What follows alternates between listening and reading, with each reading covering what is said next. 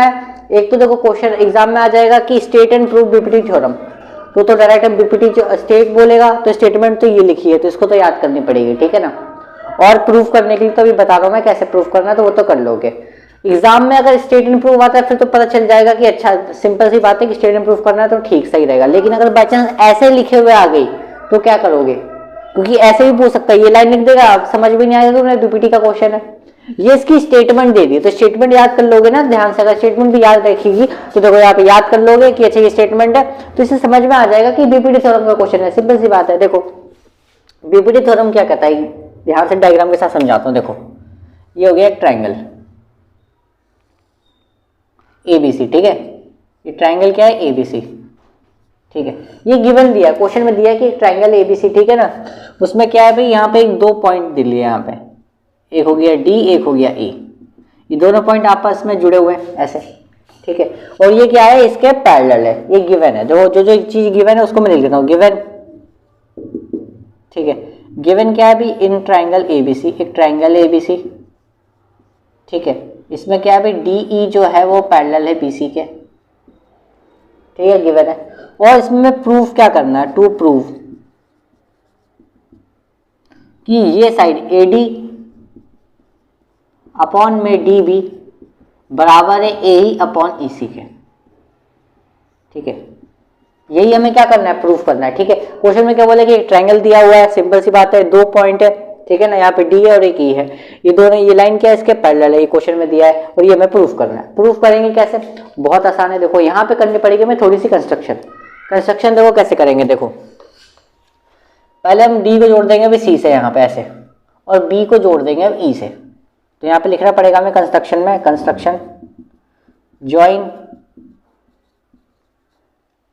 Be and BE को join किया है, और हमने किसको ज्वाइन किया है, सी डी को ज्वाइन किया है।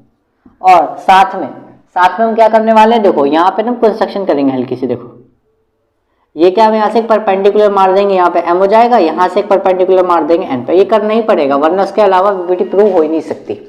ये क्यों होगी अभी बताता हूँ, देखो समझो, ठीक है ना। तो यहाँ से हमने क्या किया, परपेंडिकुलर डाला भाई किस पे, तो यानी कि डी एम जो है वो परपेंडिकुलर किस पे है भाई। देखो पूरी लाइन क्या है, वो ए सी। कुछ बच्चे गलती कर देते हैं, बस ए ही लिख देते तो गलत हो जाएगा, ठीक है ना। ये पूरे पे आ रहा है, ए सी पे परपेंडिकुलर पड़ रहा है, ठीक है।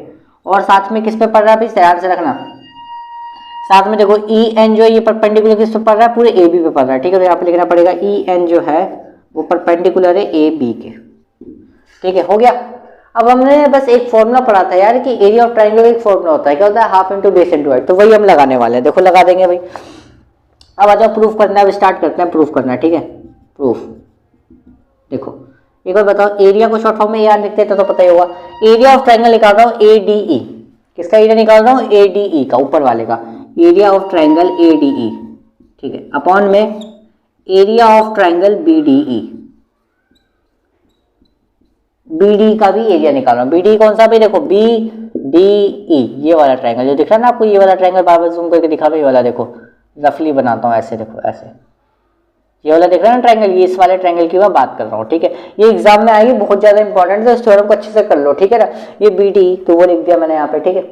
अब हमने एक फॉर्मूला पढ़ा था ट्रायंगल में, सिंपल सी बात क्या है, half into base into height. तो सबसे पहले इस नजरिए से देखो, मतलब कि कैसे, देखो यहाँ बना रहा हूँ डायग्राम रफली, देखो ए डी ई। अब देखो ध्यान से, अब एक टाइम को मानो कि बेस अब ये है, बेस ये मान लेते हैं, तो हाइट कहाँ होगी इसकी, सिंपल सी बात है, जो ऐसे जाएगी हाइट वही तो होगी, क्योंकि जो हाइट ऐसे जो बेस पर टकराती है वही वाली लाइन क्या होती है, हाइट होती है एक्चुअल में। तो बेस अगर मैं इसको मान लूं तो ये वाली क्या होगी, यहाँ से यहाँ तक हाइट होगी। तो देखो ध्यान से, अगर बेस ए डी है तो हाइट क्या होगी, यहाँ से ई एन होगी, वही होगी ना, सिंपल सी बात है। तो थोड़ा दिमाग लगाओ जब भी होगा। और अगर मैं बेस इसको मानूंगा, देखो इसको मानूंगा बेस, तो हाइट क्या होगी, यहाँ से जो हाइट जाएगी वही तो होगी हाइट। देखो जैसे बेस अगर मैं ए ही मानूंगा तो हाइट क्या होगी, यहाँ पे सिंपल सी बात क्या होगी, डीएम होगी, ठीक है। तो इसी तरीके से हमें क्वेश्चन करना है, देखो बहुत आसान है। पहले मैं इसकी बात कर रहा हूँ, इस साइड के बेस की बात कर रहा हूँ, तो क्या होगा, फॉर्मूला तो पता होगा, half into base into height होता है भाई। तो बेस की जगह पर मैं क्या लिख रहा हूँ, एडी लिख रहा हूँ, ठीक है। हाइट क्या हो जाएगा, यहाँ पे हाइट क्या हो जाएगा, ई एन, ठीक है, ऐसे ही ए डी ई। देखो ये ट्रायंगल है हमारा, रफली वाला बना रहा हूँ यहाँ पे, ए डी ई। देखो अगर मैं इसका ये हिस्सा बेस लेता हूँ, ठीक है, तो ये यहाँ से यहाँ तक जो जाएगी वही तो हाइट हो, क्योंकि ट्रायंगल का बेस क्या होता है, देखो ये ट्रायंगल बनाया मैंने, यही तो होती है हाइट, और ये क्या होता है, बेस होता है। तो इसको अगर मैं ऐसे उल्टा कर दूंगा, मतलब यहाँ पे सिंपल सी बात है, ये क्या होगा, बेस होगा, ये क्या होगी यहाँ पे हाइट होगी। तो वही देखो फॉर्मूला बन गया, यहाँ पे बेस क्या हो गया, एडी हो गया। फॉर्मूला पता है सबको, half into base into height. तो बेस क्या है यहाँ पे, एडी, ठीक है। हाइट क्या होगा यहाँ पे, सिंपल सी बात, ये जो जाएगी ई एन, जो क्या होगी हमारी हाइट होगी, ठीक है। नीचे भी क्या फॉर्मूला है, half into base into height. अब देखो बी डी ई, ये जो डायग्राम है ना बी डी ई, अब इसमें बेस क्या होगा, सिंपल सी बात है, ये बेस दिख रहा है आपको यहाँ पे, ठीक है ना, ये बेस देखो। अब यहाँ पे ध्यान देखना, इंपॉर्टेंट चीज बता रहा हूँ। आपने एक ऑब्ट्यूज ट्रायंगल के बारे में पढ़ा होगा, नहीं पढ़ा तो बताता हूँ, देखो क्या होती है। ये ऑब्ट्यूज ट्रायंगल जो होता है ना, ऑब्ट्यूज ट्रायंगल देखो, ये होता है इसका बेस, लेकिन जो इसकी जो हाइट होती है ना, वो हमारी एक्चुअल में बाहर से आती है, देखो ऐसे आती है एक्चुअल में हाइट जो है इसकी, ऐसे। फिर से बताता हूँ, चलो देखो, ये हो गया इसका बेस, ये वाली जो चीज़ है ये क्या हो इसकी बेस। हाइट क्या होता है इसका, जो इसका हाइट ना ऐसे आता है, देखो मैं बताता हूँ ऐसे, मतलब ऑब्ट्यूज ट्रायंगल की जो हाइट आती है ना, वो बाहर से आती है, बेस से, कॉर्नर से, मतलब ये जो पॉइंट था ना कॉर्नर से यहाँ जो आएगी वो होगी एक्चुअल में इसकी हाइट। तो इसकी जो हाइट होती है वो बाहर आती है हमेशा ऑब्ट्यूज ट्रायंगल की, ठीक है। तो देखो बी जो बी डी ई ट्रायंगल है, इसका सिंपल सी हाइट क्या हो जाएगी, ई एन, क्योंकि इसका जो हाइट है क्या होता है, बाहर आता है हमेशा, ठीक है। ध्यान रखना, कॉर्नर से टच से कॉर्नर से आ गया ना यहाँ पे, तो इसका हाइट क्या होगा ई एन, और बेस क्या होगा डी बी। सिंपल सी बात है, डी बी लिख दो या बी डी लिख दो, बात एक ही है, ठीक है। अब आपने यहाँ पे एक चीज नोटिस करी, हाफ से हाफ कैंसिल आउट हो गया और ई एन से ई एन कैंसिल आउट हो गया। यहाँ पे कितना बचा, A D upon D B. तो ये हो गई हमारी इक्वेशन नंबर फर्स्ट। इसको इक्वेशन नंबर फर्स्ट नाम के यहाँ पे छोड़ दो दूंगा, ठीक है। अब आ जाओ दोबारा आगे, एरिया ऑफ ट्रायंगल, दोबारा यही लेंगे, ए डी ई लेंगे दोबारा, ठीक है। क्या लेंगे हम दोबारा, ए डी ई लेंगे, ठीक है। और अपॉन में कौन सा ट्रायंगल लेंगे, ये वाला लेंगे अब, डी ई सी, ठीक है। ये वाला दिख रहा है आपको डी, जैसे इस बार पिछली बार हमने क्या लिया था, बी डी ई लिया था, तो अब की बार लेंगे डी ई सी, ये वाला, ठीक है। देखो यहाँ पे area of triangle, C D E लिख लो या डी ई सी लिख लो, बात एक ही है, ठीक है। सी डी लिख लेते हैं, कोई दिक्कत नहीं है, ठीक है। अब देखो सेम वही फॉर्मूला ट्रायंगल का क्या होता है, half into base into height होता है formula, half into base into height. अब देखो पिछली बार हमने बेस क्या लिया था, एडी का, पिछली बार हमने बेस लिया था एडी का ये वाला हिस्सा, ठीक है। अब की बार हम एडी का कौन सा बेस लेंगे, ये वाला लेंगे, ये वाला हिस्सा बेस। तो सिंपल होता है, अगर मैं ये बेस लूंगा तो हाइट क्या होगी, यहाँ से यहाँ तक जो जा रही होगी वही तो हाइट होगी, है ना। तो हाइट क्या हो जाएगी अब की बार, डीएम हो जाएगी हाइट, ठीक है। और बेस क्या हो जाएगा, ए ही हो जाएगा। तो फॉर्मूला ये होता है ना, half into base into height, तो वो फॉर्मूला मैंने लगा दिया यहाँ पे, ठीक है, डीएम। नीचे आ जाओ, half into base into height वही लगेगा। अब सी डी ई देखो, सेम वही चीज है, बी डी का केस है। देखो जैसे बी डी बन रहा था वैसे यहाँ पे क्या बन रहा है, देखो सी डी और ई बन रहा है। देखो यहाँ पे बनाता हूँ डायग्राम, ई डी सी ये चल रहा है ना। देखो अब देखो बेस क्या हो जाएगा इसका, ये वाला हो जाएगा, ठीक है। लेकिन इसकी हाइट कहाँ से आएगी, इसकी हाइट आएगी ऐसे, ठीक है, बाहर से। देखो अब इसकी हाइट देखो कहाँ से आएगी, इसकी हाइट बाहर से जा रही है ना, डीएम। बेस क्या होगा इसका, ईसी होगा, बेस क्या होगा, ईसी। तो यहाँ पे कितना आ गया, बेस तो आ गया ईसी, और हाइट क्या हो जाएगी इसकी, डीएम। तो देखो यहाँ डीएम से डीएम खत्म, हाफ से हाफ खत्म, तो कितना बचा यहाँ पे, ए अपॉन ईसी बचा। ये क्या हो जाएगा मेरी इक्वेशन नंबर सेकंड। अब हमने एक चीज पढ़ी थी क्या, लेफ्ट हैंड साइड इक्वल होती है तो राइट हैंड साइड इक्वल कर देते हैं। तो हमें तो एक्चुअल में लाना है क्या, एडी अपॉन डीबी और ए अपॉन ईसी। देख लो यही तो लाना है बराबर।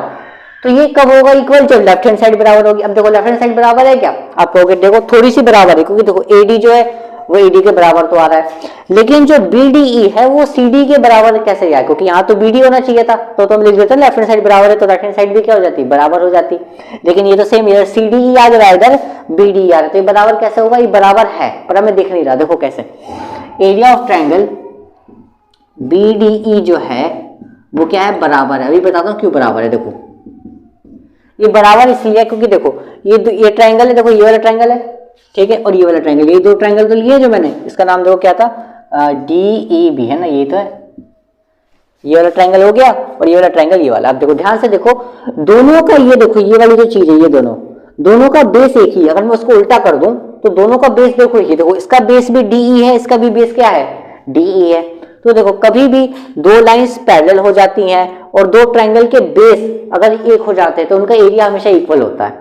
क्या होता है, फिर से बोलो, देखो फिर से बताऊं क्या बोला मैंने, दो ट्रायंगल का बेस एक ही हो और वो दोनों क्या हो, पैरेलल हो। तो देखो डी पैरेलल ना बीसी के क्वेश्चन में दिया है, सिंपल सी बात है। और डी क्या है, इस ट्रायंगल का बेस भी है, इस ट्रायंगल का भी बेस है। तो दो ट्रायंगल के जब बेस बराबर हो और वो दोनों पैरेलल हो जाते हैं तो क्या होता है, उनके एरिया हमेशा क्या होता है, बराबर होता है। तो वही रीजन यही फिर मैंने वो लाइन लिख दी यहाँ पे। देखो क्या बोला, ट्रायंगल और बी डी सी डी जो है उनका सेम बेस है, यही बात बोली मैंने। और वो जो कहाँ पे सेम पैरेलल आ रहा है, मतलब डी ई जो है वो बी सी के पैरेलल है, वही लाइन यहाँ पे लिख दी मैंने, बात खत्म। ठीक है, तुम्हारे एनसीईआरटी वाली जो बुक है उसमें भी यही लाइन दी हुई है। ठीक है, तो वही लिख लो, सिंपल सी बात है कोई। तो अब करना क्या भाई, ये इसके बराबर है तो इसको मान लेते हैं हम इक्वेशन नंबर क्या, थर्ड।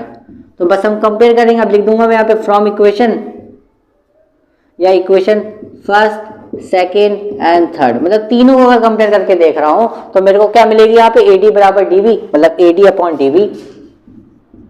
ठीक है भाई, बराबर हो जाएगा ए अपॉन ई सी के। ठीक है, तो यही हमें क्या करना था, इक्वल लाना था।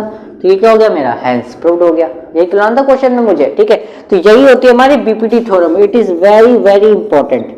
यही क्या है, हमारी बीपीटी थ्योरम है।